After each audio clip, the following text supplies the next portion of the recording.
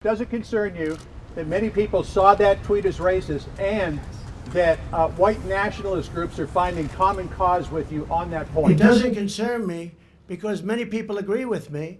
And all I'm saying, they want to leave, they can leave. President Trump grabbed headlines for attacking 4 freshman lawmakers known as the Squad for their criticism of his policies and his worldview, but primarily to take advantage of what he saw as a rift in the Democratic Party. I'm looking at this Omar from Minnesota, and if 1/2 of the things they're saying about her are true, she shouldn't even be in office.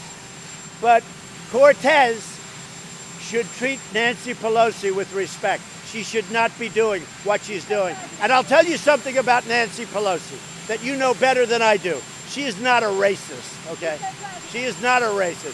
For them to call her a racist is a disgrace.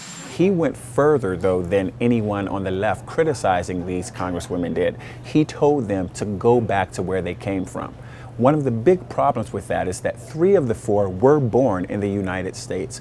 One of them came to the U.S. as a child and is a naturalized citizen. One of the ways he rose into the political climate and atmosphere was by suggesting that President Barack Obama, who was born in the United States, should go back to Africa. You are not allowed to be a president if you're not born in this country. He may not have been born in this country. The reason the president continues to take this approach is because it is effective with his base. When we look at some of the data that came out of the 2016 election, we know that people who supported Trump had significant cultural anxiety about the changing climate of what it meant to be an American. These are people that hate our country. Hey, John, they hate our country. They hate it, I think, with a passion.